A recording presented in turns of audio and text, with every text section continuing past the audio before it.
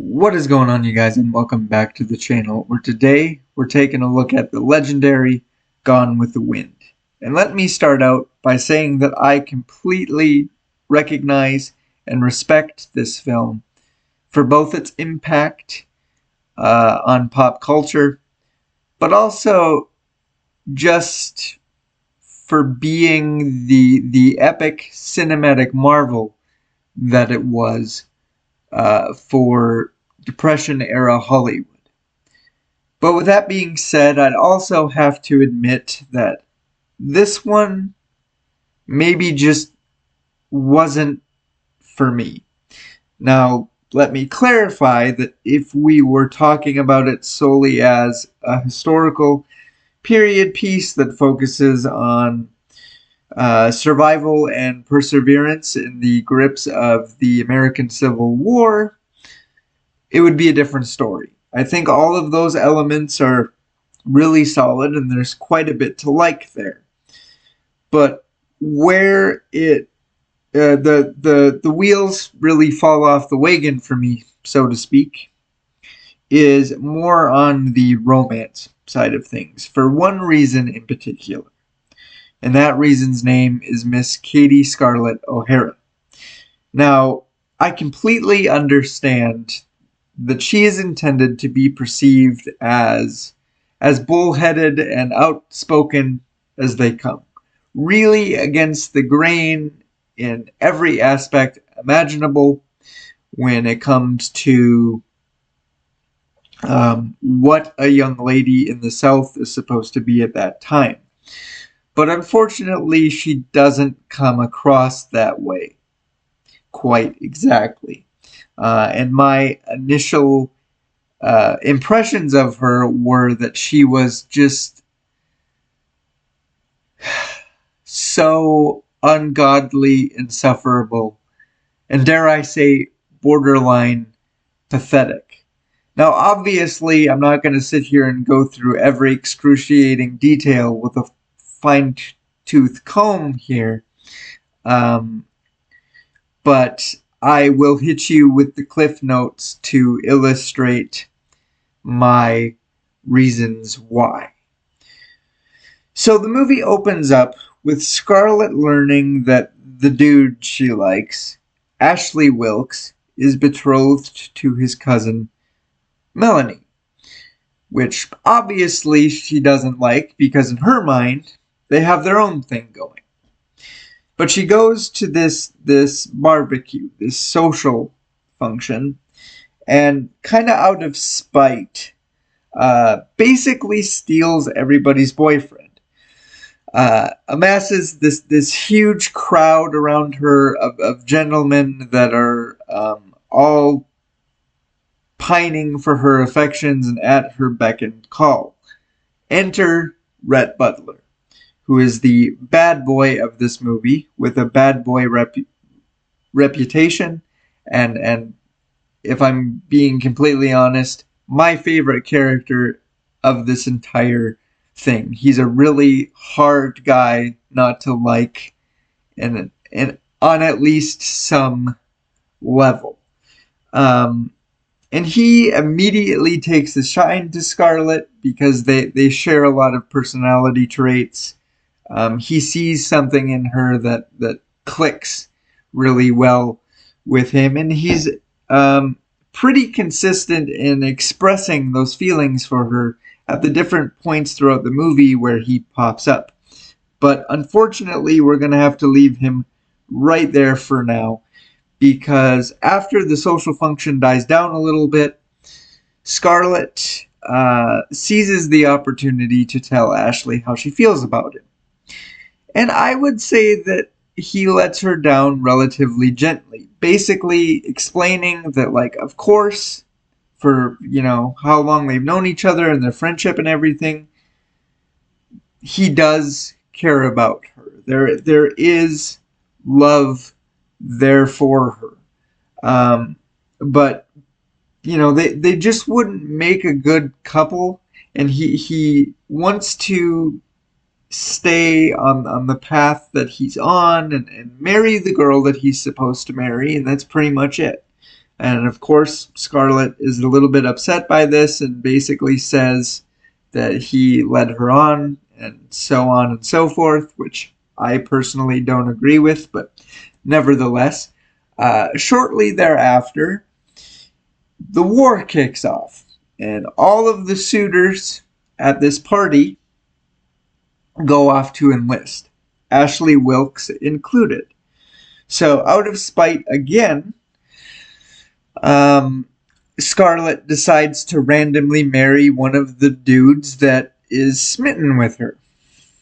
Fast forward a little bit, and her husband dies of pneumonia, I believe. So she is kind of trapped in grieving. You know, back then when you were in mourning, you didn't show your face much. You didn't leave your room basically, so you really weren't allowed to go to functions and be involved, really.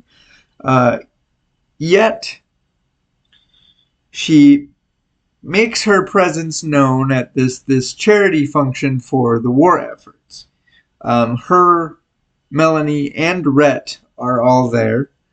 And Rhett is going around collecting women's jewelry. Now, Melanie offers up her wedding ring, which, you know, is obviously a huge deal because she's still actively married. Ashley is out there fighting, trying to come home and everything like that. So it's very admirable that she did this. Scarlet also does this, right?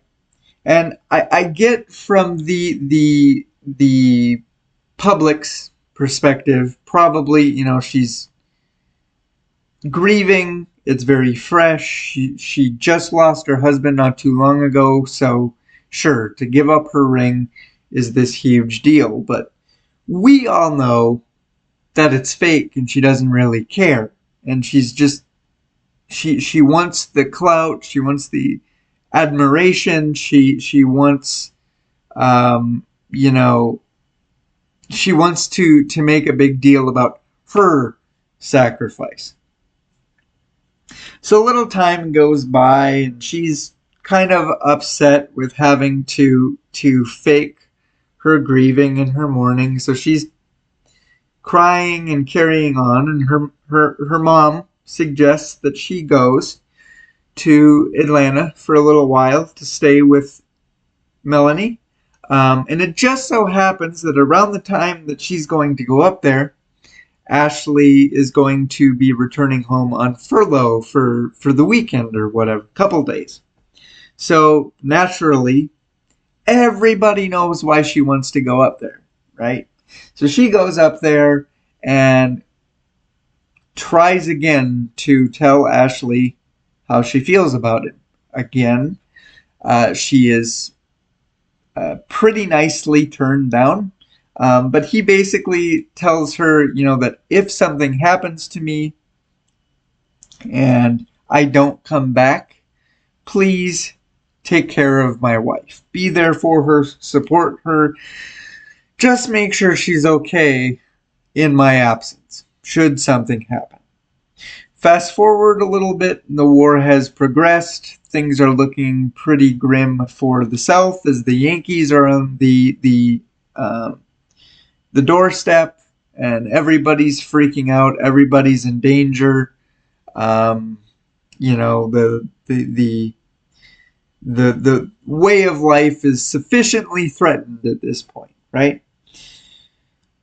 Well, Melanie around this time finds out that she's pregnant, or is pregnant at least during this time, and isn't doing very well. She's extremely sick, on death's door. I think if I recall correctly, they say that she wasn't really supposed to conceive a child and there was complications, but nonetheless, she's pretty much out of commission at the worst time possible. And Scarlet kind of openly says that the only reason that she doesn't actively leave both mother and child there to essentially die is because of the promise that she made to Ashley. She wants to keep it to him. So, with that in mind, she and Rhett, get everything together and whisk them off to Taro, which is Scarlett's home plantation, or whatever you want to say. Fast forward again, the war is essentially over, and the Yankees have raised everybody's taxes on all the plantations, and obviously because of everything that's happened, all the chaos, all the whatever, it's basically the apocalypse for the South. So everybody's fortunes is kind of up in the air and crashed and whatnot. Things are not going well. So they raise the taxes, and Scarlett decides to go and visit Rhett, who is in jail because of his contributions and his involvement in the war on the Confederate side. She goes to visit him to schmooze him over for the money for the taxes. He catches on, tells her to get bed. So what does she do? She decides that it's a good idea to steal her sister's boyfriend and use his money. Fast forward again. This husband dies. And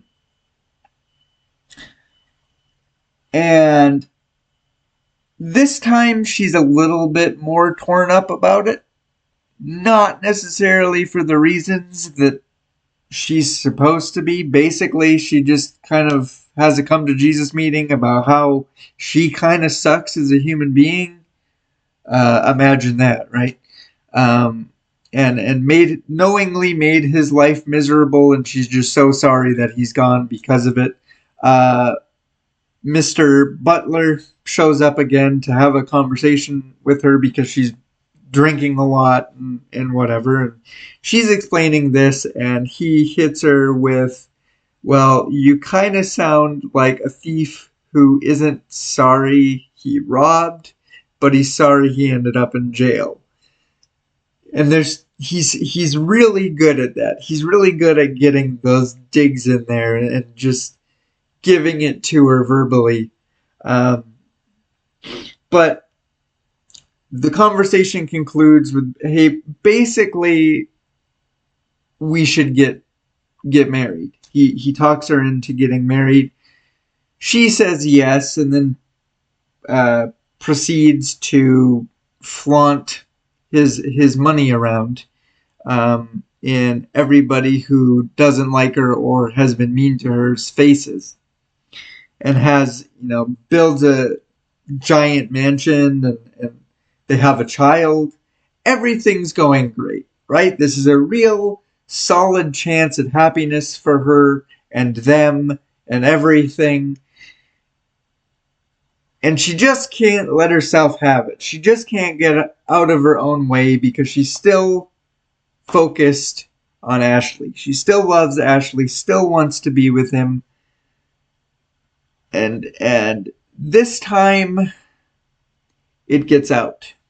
So it's starting to this news, this reality, whatever you want to say, is really starting to take a toll on her social life, if you can say she really has one, and her marriage, because Rhett has caught on to this and knows that as much as he loves her, she doesn't love him.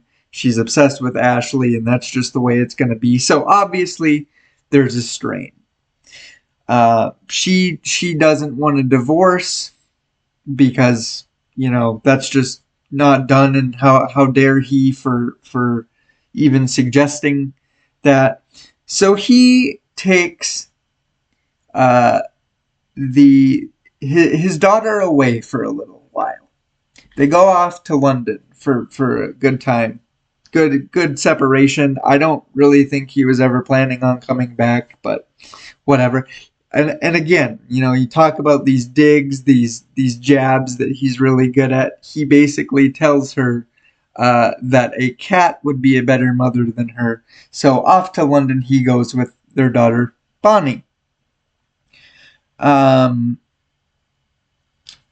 after a decent chunk of time, I don't remember exactly how long, he brings Bonnie back because she understandably wants her mom. And upon coming back, they're a little bit standoffish, and he basically says, for a kid, a bad mom is better than no mom. Again, another awesome jab, right? Well, unfortunately, just as they're getting their stuff together and worked out to where it might actually be okay, Bonnie has an accident and tragically passes away, which again puts some unneeded strain on their marriage, on each other personally, or individually rather, just very, very tragic and unfortunate. Well, Melanie is involved because she's, their close personal friend at this point. She's very fond of Rhett. Obviously, her and Scarlett have this relationship. And as she's trying to kind of mediate through their grief and everything, she gets sick.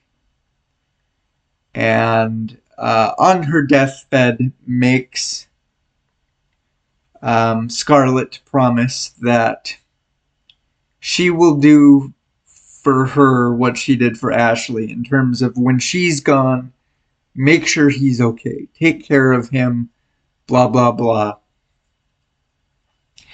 And so, she goes to Ashley thinking, everything's going to be great now. Essentially what everybody knows, Rhett included, thinking Melanie's going to die and these two are going to run off together.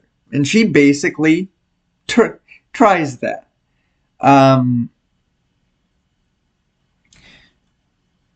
he kind of says, whether, I don't recall if it's specifically to her or just kind of out into the universe, that he loves his wife, obviously, that she was the only woman for him. Just that kind of stuff. Wasn't sure what he was gonna do without her. Just like, my God, can't believe this is happening. Why is this happening to me? Scarlett hears this and goes, if that's really how you felt about her, why didn't you tell me that from the beginning? And I'm sitting there going, he did in so many words. You're just so dense that you only heard what you wanted to hear. Well, she learns the hard lesson that this movie is trying to teach about, she pursues this dream man that she wants to be with so desperately but can't be. Then when she has the opportunity, it finally clicks that this magic Prince Charming isn't the guy that she really wants. So she goes racing back to Rhett, saying that, it's dawned on her that he's the guy she really loves and has loved this entire time, and basically they just need to get their shit together and everything can be peachy keen hunky-dory from there. Mind you that while this is happening, Rhett's on his way out the door. He's about to be gone, throws his hands up and says, that's where, the famous line comes in where she's like, oh my God, if you leave, where will I go? What will I do? And he says, frankly, I don't give a damn. Again, awesome. Good on you, Rhett. And it's at this point where, I've spent the last 4 hours of this movie, watching this woman destroy her own life and make others so needlessly and exceedingly complicated, just for her to come to the realization that, when everybody's had enough, everybody around her is either dead or had enough of her shit and is just gone, that at the very least she can always go home to Tara, right? Because the entire movie, they talk about the importance of land and how Tara is the thing that gives her this strength that, her character is all about exhibiting, and how Tara is really the only thing she's ever loved. It's never been a person or a man. It's been Tara, and Tara is always there, and she can always go back to it. And I know that this is it's meant to be deeper than that, right? I know that it's meant to be this super uplifting, endearing, inspirational thing that, like, she can always go home. But like I said, I've sat here watching her obsessively chase this guy that she can't have, just to realize that he wasn't the one she wanted at all, and throw away the one guy that actually did love her. And it falls a bit flat for me, or it feels a bit hollow, because I'm just like, after all of that, you are probably the last person that deserves a happy ending. I would say Melanie does, Ashley does, Rhett does, everybody but you. You just suck so hard, so actively, and then you sit there the entire time and go, why does everybody hate me? Well, those are my reasons.